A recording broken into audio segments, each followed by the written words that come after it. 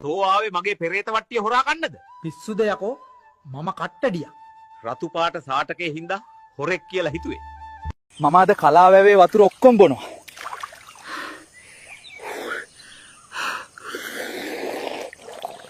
3 days later. අම්මෝ මගේ බඩ.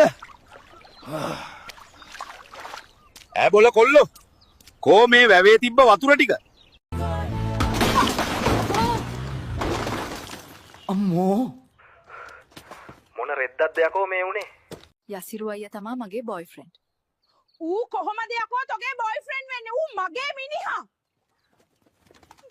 හැමෝම කියනවා අමාරුයි තමයි. ඒත් අල්ලන් හිටපන් කියලා. අනේ මට නම් බෑ තවත් අල්ලන් ඉන්න. මං යනවා ලැට් එකට. මේක මගේ වරදක් නෙවෙයි. මේ පාරේ ගෙවල් හදපු මිනිස්සුන්ට පිස්සුද කොහෙද? ළඟ ළඟ ගෙවල් හදන්න. චීනයේ හඳට රොකට් එකක් යවලා බොල.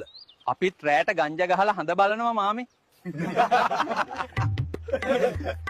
කෙනෙක් මට කිව්වා මන්තරයක් කිව්ව හැටියේ ගහන්න එන වල්ලලි දුවනවා කියලා. අලන්තර කයිෆා පාර රබ්බුක බිහස් සහ බිෆ්ෆිලු. අලියා මට ඇරියේ නැති ටික විතරයි. නෙත්මි මේ අහන්නකෝ. ඇයි කසුන් අයියගේ එක එච්චරම කොට? අනේ තරුෂි ඔයා කොහොමද දන්නේ කසුන් අයියගේ එක කොටයි කියලා? ජීවිතේ ගොඩ යන්න නම් කෙල්ල ටෝක් කර කර ඉඳලා හරියන්නේ නැහැ. සල්ලි තියෙන ඇන්ටි කෙනෙක් සෙට් කරගෙන බලපන්. ජීවිතේ මල් මගේ ඇන්ටි ඉන්නකල්. බීඩිය ගහපු ගමන් බොක සෙට් වුණා. බබා හරවන්න තියෙන පාර පහ වුණානේ. පොන් එක බලාගෙනවත් පාර කියන්න බැරිද ගැණියේ? පිස්සු හුට්ටි.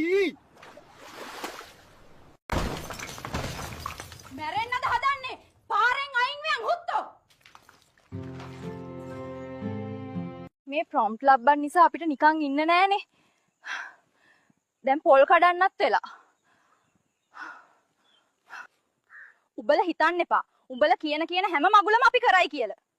දැන් ඉතින් මාව බස්සපන් මේකෙන්. අම්මෝ! මේ වගේ වලියන තොපිය කොටියම කාපිය. ඊයා. මූසලා.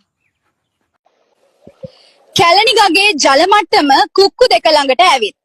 සෝබාදහම මොනවාද කියනවා? අම්මට හුඩු මොකද්ද යකෝ මේ?